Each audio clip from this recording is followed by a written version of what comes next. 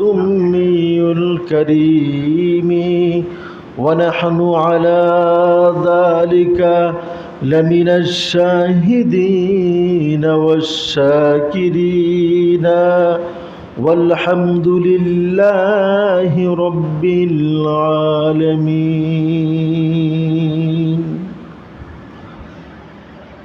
সমস্ত প্রশংসা সেই মহান রবের দরবারে, যেই মহান রব আমাদের সকলকে অত্যন্ত মেহেরবানি করে প্রত্যেক জুমার সালাতের ন্যায় আজকেও আমাদেরকে জুমার সালাত আদায় করবার লক্ষ্যে আমাদেরকে মসজিদে আসবার জন্য তৌফিক ইনায়েত করেছেন।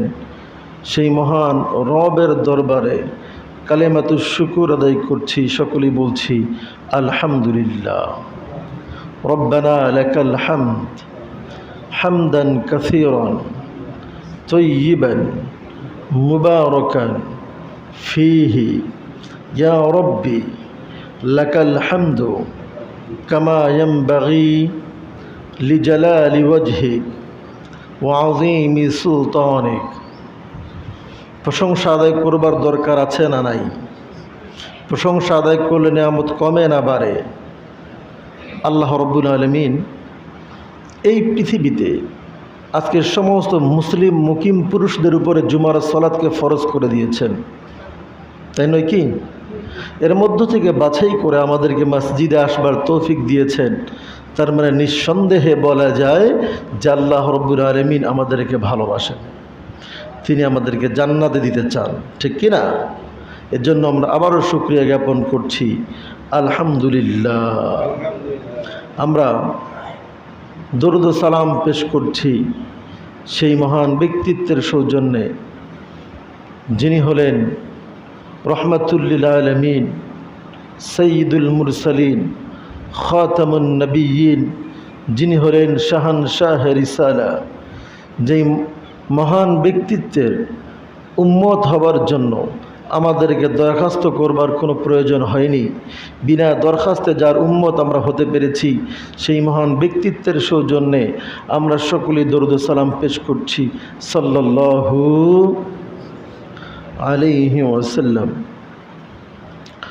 আমরা গত জুমাগুলোতে আলোচনা করতেছিলাম যে আসলে শুধুমাত্র কালিমা পড়লেই কিংবা আল্লাহ আছেন এটা মানলেই মুসলমান বলা যায় না। মুসলমান একটা অন্যরকম বিষয়। শুধুমাত্র কালিমা পড়লে, মুসলিমদের সমাজে চলাফেরা করলে, লা ইলাহা ইল্লাল্লাহ বললেই মুসলমান হওয়া যায় না। এটি আমরা গত জুমায় আলোচনা করেছি। অসংখ্য আয়াত আমরা বলেছিলাম যে ইহুদি খ্রিস্টানরা যেই অর্থে আল্লাহকে মানে, সেই অর্থে আজকের সমাজের অসংখ্য মুসলমানরা আল্লাহ তাআলাকে মানে। মানে আল্লাহ তাআলাকে আজকে মুসলমানরা যেই অর্থে আল্লাহ মানে, সেই অর্থে কাফের মুশরিকরাও আল্লাহ তাআলাকে মানতেন। তো এই কালিমার অর্থটাই আজকের মুসলমান সমাজ, মুসলিম জাতি বুঝতে পারে নাই। যদি বুঝতে পারত তাহলে প্রত্যেক নবী রাসূলদেরকে এই কালিমার কথা বলতে গিয়ে অসংখ্য জুলুম আর নির্যাতনের শিকার হতে হয়েছিল, ঠিক কিনা? আজকের মুসলমানরা কালিমার কথা বলে কিন্তু কোনো জুলুম নির্যাতনের শিকার হয়? এই কালিমার কথা বলতে গিয়ে হযরত মূসা আলাইহিস সালাতু ওয়াস সালামকে দেশ থেকে বের করে দেওয়া হয়েছিল। একই কালিমার কথা বলতে গিয়ে হজরতে ইউনুস আলাইহিস সালাতু ওয়াস সালামকে মাছের পেটে যেতে হয়েছিল। ওই একই কালিমার দাওয়াত দিতে গিয়ে হজরত ঈসা আলাইহিস সালাতু ওয়াস সালামকে শুলে চড়ানো হয়েছিল। ওই একই কালিমার দাওয়াত দিতে গিয়ে মুহাম্মদ সাল্লাল্লাহু আলাইহি সাল্লামকে হিজরত করতে হয়েছিল। অথচ ওই কালিমার দাওয়াত আজকে আমাদের মুসলমান সমাজের প্রত্যেকটা মুসলমানরা দেয়, কিন্তু কেউ কিছু বলে না। তার মানে বুঝতে হবে তাদের কালিমা আর আমাদের কালিমা এক নয়, পার্থক্য আছে না নাই? আমরা এর আগেই প্রমাণ করেছি যে ইহুদি খ্রিস্টানরা শুধু আল্লাহ আছেন এটা মানে এমনটা না। আল্লাহকে সৃষ্টিকর্তা রূপেও কি করে? আল্লাহকে বিধানদাতা রূপেও মানে কি না? আল্লাহকে পানি বর্ষণকারী হিসেবে মানেন কি না?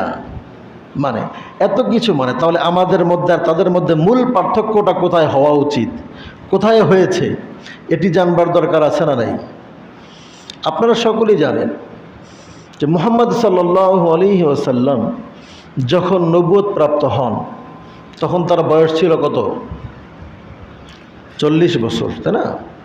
3 বছর পর্যন্ত তিনি মক্কার মধ্যে গোপনে গোপনে একইভাবে মানুষকে আলাদা আলাদা করে কালিমার দাওয়াত দিচ্ছিলেন। যখন 3 বছর গোপনে দাওয়াত দিচ্ছেন, তার কথা কেউ মেনে নিচ্ছে না, কেউ বা মানতেছে। এরপরে আল্লাহ তাআলা তার উপর আয়াত নাজিল করে দিলেন। কি বললেন? ফাসদা বিমা তুমার ওয়ারিদ আনিল মুশরিকিন। নবীজি, আমি আপনাকে নবুয়ত দিয়েছি, আমি আপনাকে রিসালাত দিয়েছি, আমি আপনাকে যে কালিমা নিয়ে পৃথিবীর জমিনে পাঠিয়ে দিয়েছি, এই কালিমার কথা আর গোপনে দেওয়া চলবে না, এখন আপনাকে প্রকাশ্যে দিতে হবে। আপনি প্রকাশ্যে এই কালিমার দাওয়াত দিন। ইহুদি খ্রিস্টানরা, কাফের মুশরিকরা কে কি বলবে কে কি বলবে না, সেদিকে তাকানোর আপনার কোনো দরকার নেই। তৎকালীন নিয়ম অনুযায়ী মুহাম্মদ সাল্লাল্লাহু আলাইহি ওয়াসাল্লাম সাফা পাহাড়ের উপরে দাঁড়িয়ে গেলেন। তখন যদি কোনো খবর দেওয়ার প্রয়োজন হতো, মানুষেরা সাফা পাহাড়ে দাঁড়িয়ে গিয়ে ওই খবরটা জোরে পরিবেশন করতেন, আর মক্কা নগরীর মানুষজনরা খবরটা সেখান থেকে সংগ্রহ করে নিত। মুহাম্মদ সাল্লাল্লাহু আলাইহি ওয়াসাল্লামকে যখন বলা হলো আপনি কালিমার কথা বলুন, আপনি প্রকাশ্যে কালিমার দাওয়াত দিন, তখন আল্লাহর নবী ওই সাফা পাহাড়ের উপরে দাঁড়িয়ে গেলেন আর সমস্ত মানুষদেরকে ডেকে বলেন, ইয়া সাবাহা, ইয়া বনু কুরাইশ, ইয়া বনু মুখজুম, ইয়া বনু হাশেম। প্রত্যেকটা এলাকার নাম ধরে, প্রত্যেকটা বংশের নাম ধরে তিনি ডাকা শুরু করে দিলেন। যখন সমস্ত বংশের লোকেরা সেখানে উপস্থিত হয়ে গেলেন, যেই বৃদ্ধ লোকেরা সেখানে উপস্থিত হতে পারে নাই, তারা তাদের পক্ষ থেকে দিন মজুর নিযুক্ত করে সেখানে পাঠিয়ে দিলেন যে আজকে এমন একজন ব্যক্তি দাঁড়িয়ে গেছে, এই পাহাড়ের উপরে দাঁড়িয়ে গেছে কথা বলবার জন্য, যেই ব্যক্তিকে আমরা কাফিররা আলামিন উপাধিতে ভূষিত করেছিলাম, যিনি হলেন আলামিন, যিনি বিশ্বস্ত বালক, যিনি কখনো মিথ্যা কথা বলেন না, তিনি দাঁড়িয়ে গেছেন। আজকে তিনি কি কথা বলবেন, যাও তোমরা সেখান থেকে শুনে নাও। আল্লাহ নবীর পাশে যখন সমস্ত কাফেররা দাঁড়িয়ে গেলেন, আল্লাহ নবী পাহাড়ের উপর থেকে সমস্ত কাফেরদেরকে রেখে বলেন, আজকে আমি তোমাদেরকে এইখানে সমবেত করেছি এমন একটা উদ্দেশ্য নিয়ে, এমন একটি কথা বলবার জন্য আমি তোমাদেরকে সমবেত করেছি। যদি এই কথা তোমরা আমার স্বীকার করো, বিশ্বাস করো, এই কথার সাক্ষ্য প্রদান করো, তাহলে পুরা আরবের নেতৃত্ব তোমাদের হাতে চলে আসবে এবং অনারব বিশ্ব তোমাদের দ্বীনকে গ্রহণ করে নেবে। এ কথা বলার সঙ্গে সঙ্গে সমস্ত কাফের মুশরিকেরা আল্লাহর নবীকে ডেকে বলেন, ওগো নবীজি। তখন বললেন, হে মুহাম্মদ, তুমি বলো সেটা কি কথা, যে কথা মেনে নিলে আমাদের নেতৃত্ব পুরা আরব বিশ্বের মধ্যে চলবে, আপনি সে কথাটি বলে দিন। আল্লাহর নবী ওই সমস্ত মানুষদেরকে তার প্রতি কীরকম বিশ্বাস এটি প্রমাণ করার জন্য একটু পরীক্ষা নিয়ে তিনি বললেন, আমি যদি এই মুহূর্তে বলি এই পাহাড়ের অপর প্রান্তে অপর চূড়ায় শত্রু বাহিনী বসে আছে তোমাদেরকে ধরবার জন্য, তোমাদেরকে আক্রমণ করার জন্য, এই মক্কা নগরীকে আক্রমণ করার জন্য শত্রু বাহিনী আমাদের পিছনে দাঁড়িয়ে আছে, তোমরা আমার এই কথাটিকে বিশ্বাস করবে কিনা? এ কথা বলার সঙ্গে সঙ্গে সমস্ত কাফেররা ডেকে বলে, অবশ্যই আমরা আপনার সেই কথাটিকে বিশ্বাস করে নিব, কারণ মা জাররাবনাকা ইল্লা সাদিকান, আপনি সদা সর্বদাই সত্যবাদী, আপনি কখনোই মিথ্যা কথা বলেন না, আপনি মিথ্যা কথা বলতে পারেন না। আপনার মুখ থেকে আজ পর্যন্ত আমরা কোনোদিন কোনো মিথ্যা কথা শুনি নাই। আপনি যদি বলেন অবশ্যই আমরা বিশ্বাস করব। আমরা প্রস্তুতি গ্রহণ করব ওই কাফেরদের ওই শত্রু বাহিনীর মোকাবেলা করবার জন্য।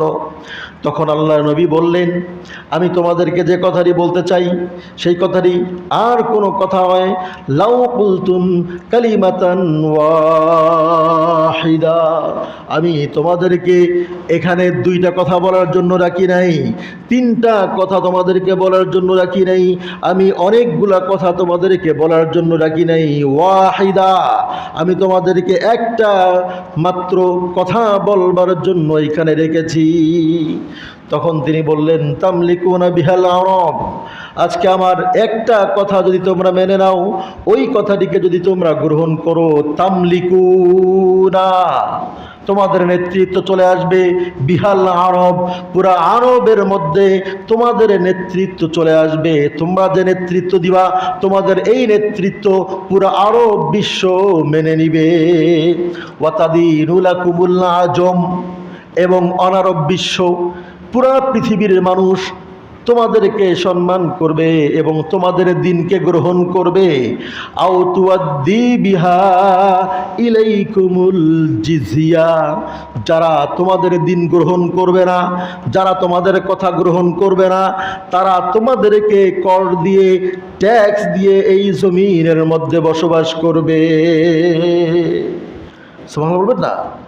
তখন বলতে লাগলেন লোকেরা, কাফেররা বলতে লাগলেন, কি সেটা কথা আপনি বলে দেন, অবশ্যই আপনি আমাদেরকে তাড়াতাড়ি বলে দেন সেটা কি কথা, যেই একটা কথা মানলে আমাদের হাতে পুরো আরবের নেতৃত্ব চলে আসবে, সেই কথাটি আমাদের জানার দরকার। আল্লাহ নবী তখন ডেকে বলে, ইয়া আইয়ুহান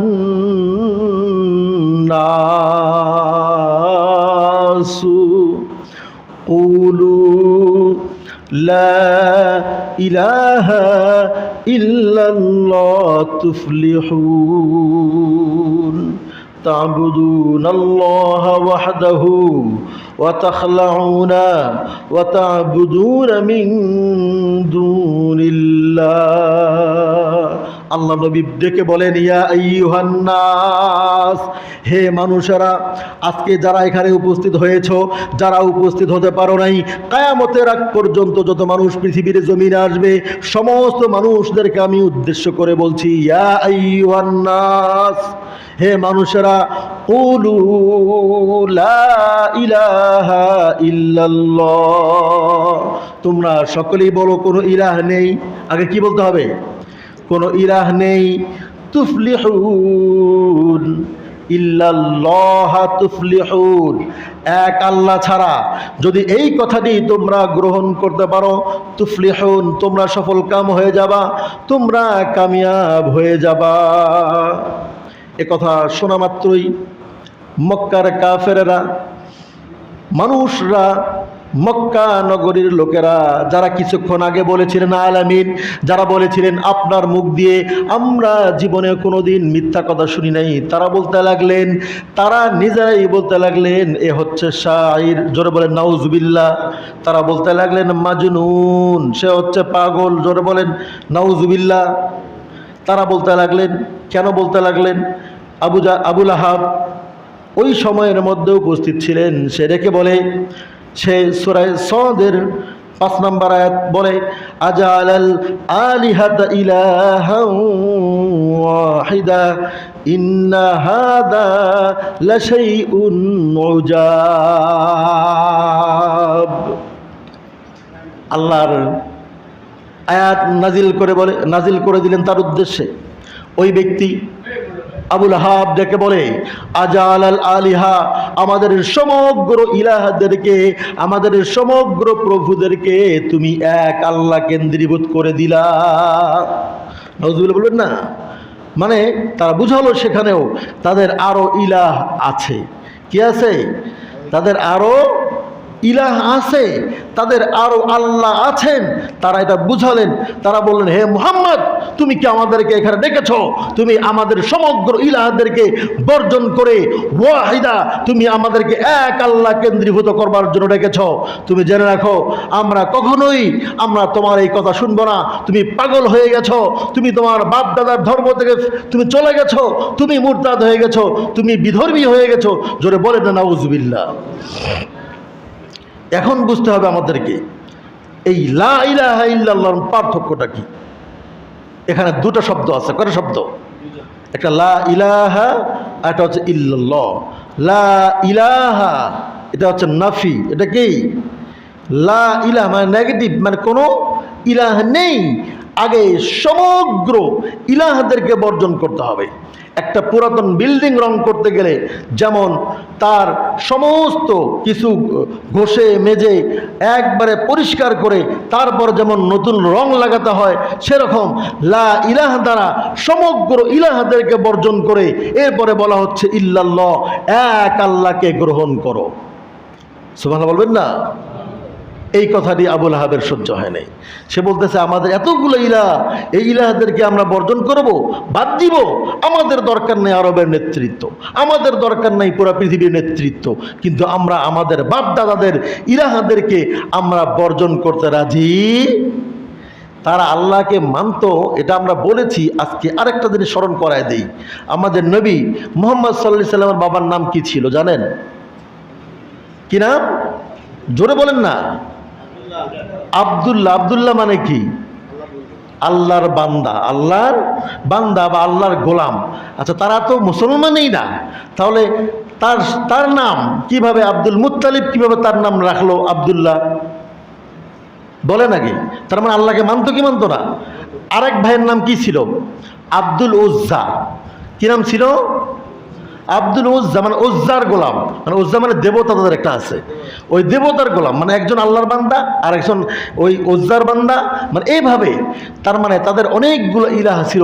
এই ইলাহদেরকে বর্জন করে শুধুমাত্র একজন আল্লাহর দিকে ডাকার কারণে মুহাম্মদ সাল্লাল্লাহু আলাইহি সাল্লামকে ওই মক্কা নগরী তখন ছাড়তে হয়েছিল, ওই মক্কা নগরী থেকে বের করে দেওয়া হয়েছিল, হিজরত করতে হয়েছিল। সেই কথাটি একটি কথা, সেই কথাটি কি? লা ইলাহা, জোরে বলেন, ইল্লাল্লাহ। সমস্ত নবীদের কালিমা কি? লা ইলাহা। কিয়ামত পর্যন্ত যত মানুষ আসবে সমস্ত মানুষের কালিমা হবে একটা, সেই কালিমার নাম কি? লা ইলাহা ইল্লাল্লাহ। এরপরে এর অর্থ কি? এর অর্থ হচ্ছে ওই আবুল আহাব ঠিক মতো বুঝতে পেরেছে, যখন এক আল্লাহকে আমরা গ্রহণ করব, তার মানে আল্লাহর হুকুমকে আমাদের মেনে নিতে হবে, আল্লাহর হুকুমতকে পৃথিবীর মধ্যে বাস্তবায়ন করতে হবে। এটা সে মনে করেছে, বিধায় অতাৎক্ষণিকভাবে আল্লাহ নবী মুহাম্মদ সাল্লাল্লাহু আলাইহি সাল্লামের বিরোধিতা শুরু করে দিয়েছে। চলে বলেন নাউজুবিল্লাহ। সমস্ত ক্ষমতার মালিক কে?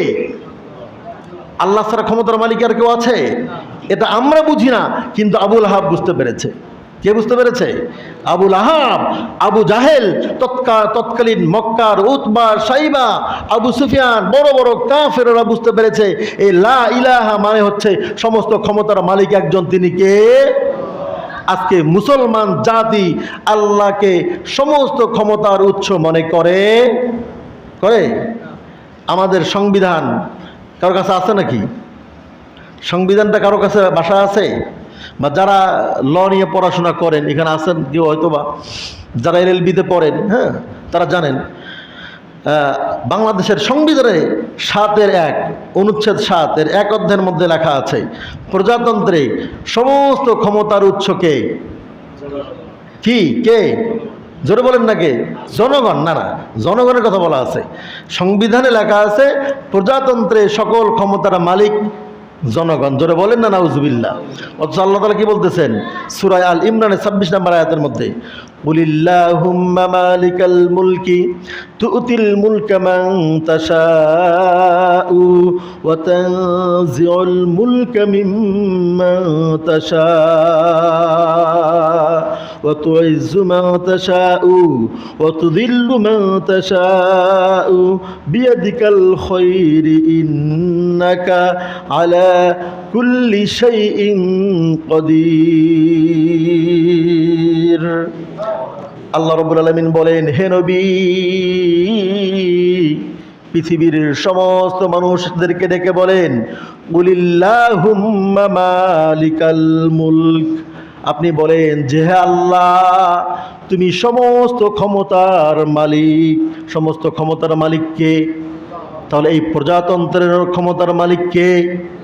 নাকি জনগণ? এরপরে বলা হচ্ছে তুতিল মুলকা মান তাশা, তুমি যাকে ইচ্ছা করো তাকেই ক্ষমতা প্রদান করো। ওয়া তানজিউল মুলকা মিম্মান তাশা, এবং যার থেকে ইচ্ছা তার থেকে তুমি ক্ষমতাকে ছিনিয়ে নাও। ওয়া তুইজ্জু মান তাশা ওয়া তুযিল্লু মান তাশা বিয়াদিকাল খায়র, তুমি যাকে ইচ্ছা সম্মান দান করো, আর যাকে ইচ্ছা তুমি জিল্লত দান করো, তুমি অপমানিত করো, তুমি লাঞ্ছিত করো, আর যাকে ইচ্ছা তুমি সম্মানিত করো। সমস্ত কল্যাণ একমাত্র তোমার হাতে। সুবহানাল্লাহ বলেন না? সমস্ত ক্ষমতার মালিক কে? সমস্ত ক্ষমতার মালিক কে? তাহলে সংবিধানে যে লেখা হলো যে প্রজাতন্ত্রের সমস্ত ক্ষমতার মালিক হচ্ছে জনগণ, তার মানে এটা কি ভুল? এটা কি? এটা লিখলো কারা? মানুষেরা। যারা লিখছে তারা কি? তারা হচ্ছে তাগুত। আমরা যে আয়াতটি তেলাওয়াত করেছি, আমরা সেই আয়াতে এখনো আসি নাই। যে আয়াত প্রত্যেক নামাজের মধ্যে আমরা পড়ি, যে আয়াতকে বাদ দিলে আমাদের কারো নামাজ হবে। সূরা ফাতিহার মধ্যে প্রত্যেকবার আমরা বলি, এই আয়াত কবে মুখস্থ করেছেন আপনারা নিজেরাও জানেন না। আপনারা অটোমেটিক্যালি আপনাদের মধ্যে এই সূরাটা মুখস্থ হয়ে গেছে। সেই সূরাটার নাম কি? সূরাতুল ফাতিহা। এটা মুখস্থ করছেন কেউ? না অটোমেটিক মুখস্থ হয়ে গেছে? এমনিতেই মুখস্থ হয়ে গেছে, আপনারা নিজেও জানেন না। এটা আল্লাহর পক্ষ থেকে একটা রহমত। এই আয়াতের মধ্যে, এই সূরার মধ্যেই আমরা বলি, কি বলি? ইয়্যাকা না'বুদু ওয়া ইয়্যাকা নাস্তাঈন, হে আল্লাহ, আমরা শুধুমাত্র তোমারই গোলামি করি এবং তোমার কাছেই আমরা সাহায্য প্রার্থনা করি। তাহলে গোলাম কি শুধু মসজিদে নাকি বাহিরেও? গোলামি হবে মসজিদ থেকে নিয়ে রাস্তা পর্যন্ত, রান্নাঘর থেকে নিয়ে সংসদ ভবন পর্যন্ত গোলামি হবে একজনের। তিনি কে? তিনি কে? আল্লাহ তাআলা বলেন, ওয়ামা খলাকতুল জিন্না ওয়াল ইনসা ইল্লা লিয়াবুদুন, আমি তোমাদেরকে সৃষ্টি করেছি, মানুষদেরকে সৃষ্টি করেছি শুধুমাত্র আমার ইবাদত করবার জন্যই। এবারে আল্লাহ রাব্বুল আলামিন কোরআনুল কারীমে রেখে বলেন, কুল ইন্না সালাতি ওয়া নুসুকি ওয়া মাহইয়ায়া ওয়া মামাতি লিল্লাহি রাব্বিল আলামিন। আল্লাহ রাব্বুল আলামিন কোরআনুল কারীমে ডাক দিয়ে বলেন, নবীজি আপনি সমস্ত মানুষদেরকে রেখে বলেন, আপনি বলেন কুল ইন্না, নিশ্চয়ই আপনি বলেন, সালাতি ওয়া নুসুকি ওয়া মাহইয়ায়া ওয়া মামাতি লিল্লাহি রাব্বিল আলামিন। আপনি বলে দেন আমার সালাত, আমার কুরবানি, আমার জীবন, আমার মরণ সবটাই হবে একজনের জন্য। তিনি কে? তিনি কে? সব কিছুই হবে একজনের, তিনি হলেন আল্লাহ। এজন্য আল্লাহ তাআলা বলেন, ওয়াকালাল্লাহু লা তাত্তাখিযু ইলাহাইনি ইসনাইন, আল্লাহ রাব্বুল আলামিন বলেন তোমরা কখনো দুইজন আল্লাহকে বানাইবা না। এটা কার কথা? আল্লাহ কেন বললেন? আল্লাহ তো একজন, তাই না? আল্লাহ তাআলা কেন বললেন যে তোমরা ওয়াকালাল্লাহু লা তাত্তাখিযু ইলাহাইনি ইসনাইন, তোমরা দুইজন ইলাহকে বানাবা না? এর মানে হলো আপনি শুধুমাত্র মসজিদে এসে বলছেন আমি তোমার দাসত্ব করি, তোমার গোলামি করি, তুমি ছাড়া আমি কারো হুকুম মানি না। আপনি বাহিরে গেলে আপনি আপনার নেতার পিছনে স্লোগান দেন, আপনার অভিভাবক হলো আপনার নেতা, এই স্লোগান দেওয়া যাবে না। এটাই আল্লাহ তাআলা বুঝাইছেন। পৃথিবীর কোনো মানুষের হুকুম কোনো মানুষের জন্য মানা যাবে? আপনাদেরকে আমরা অনেকবার বলেছি, মানুষের যে হুকুমগুলা, যে বিচার কার্য, মানুষ যে সংবিধান লিখেছেন, মানুষ যে আইন লিখছে, এই আইন এমন আইন যে আইন থেকে বড়লোক মানুষরা বাঁচতে পারে, পারে কি পারে না? আমরা অনেকবারই বলেছি। আজকে বড়লোকেরা কোনো আইন, কোনো অন্যায় করুক তাদের কোনো বিচার হবে না। আর ইসলাম কি বলে? এটি তো বলেইছি আমরা, এমন কোনো মানুষ নেই যার বিচার কোরআনুল কারীমের মধ্যে উল্লেখ করে নেই, আছে না নাই? আজকে আমরা তারপরেও আমরা অজুহাত পেশ করি যে আমার রাজনৈতিক নেতা ইনি, আমি রাজনীতির খাতিরে আমি গণতন্ত্রকে বেছে নিয়েছি, আমি রাজনীতির খাতিরে আমি এটা করি, আমি রাজনীতির খাতিরে আমি এটা করি। এই জন্য এই কথা যারা বলে তারা অবশ্যই না বুঝেই বলে। আমি মনে করি যদি কোনো ব্যক্তি বুঝে শুনে এই সংবিধানকে মেনে নিয়ে রাজনীতি করতে চায় তার ঈমান থাকবে।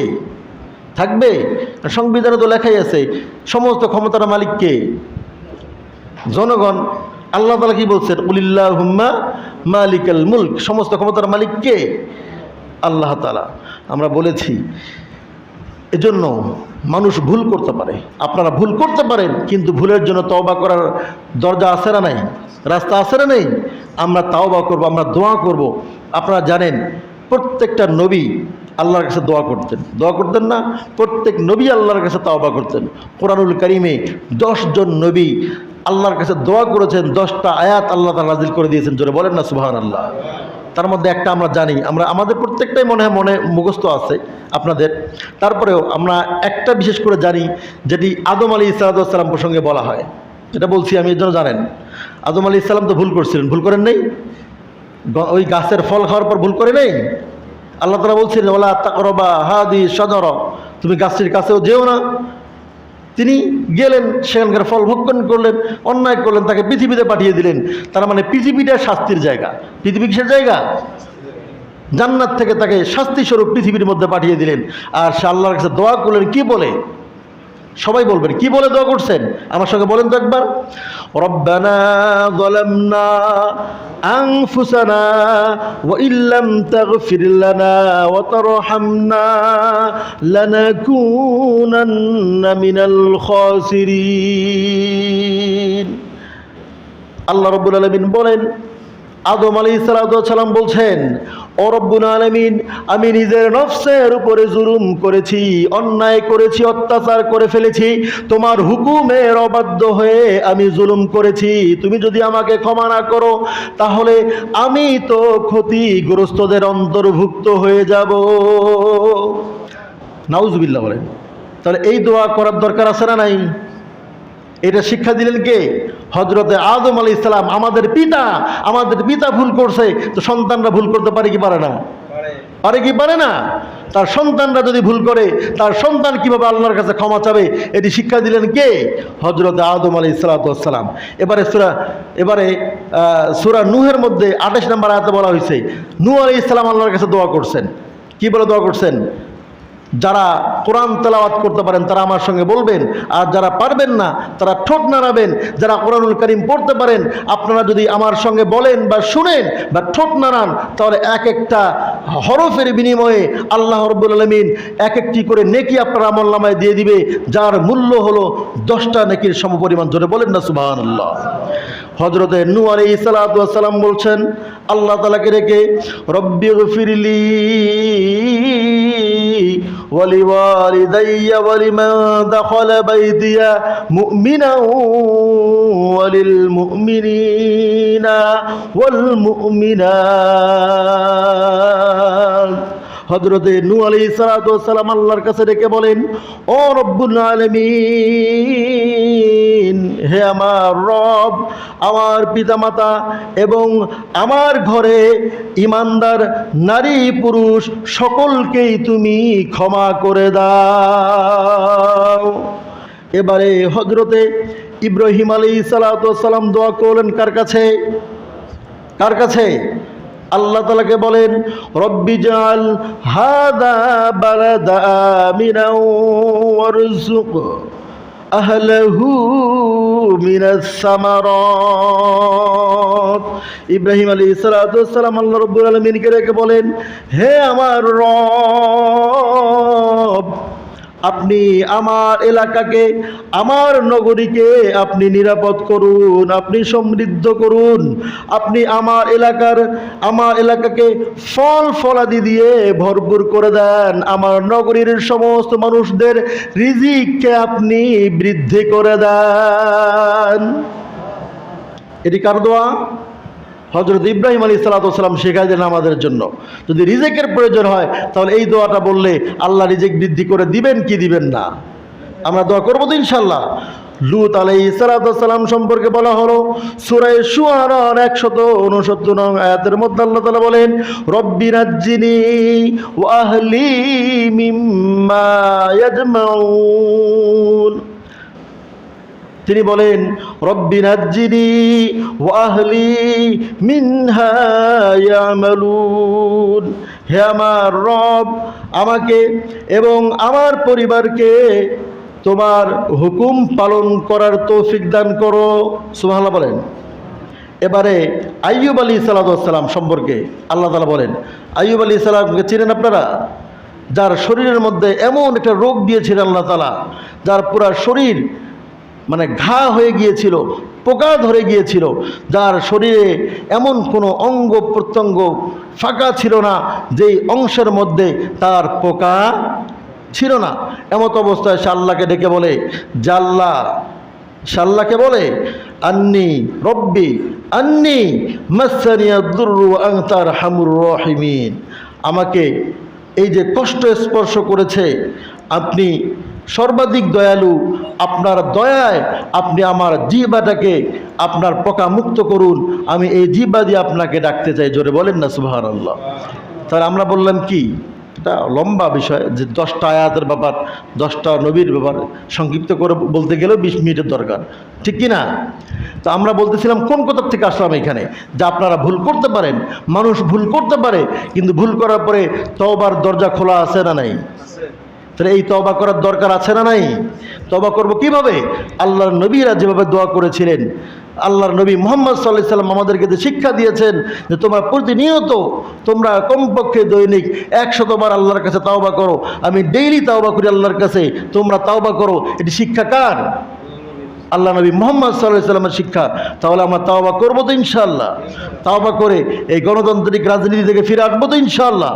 আল্লাহ তাআলা আমাদের সকলকেই আল্লাহর জমিনে আল্লাহর আইনকে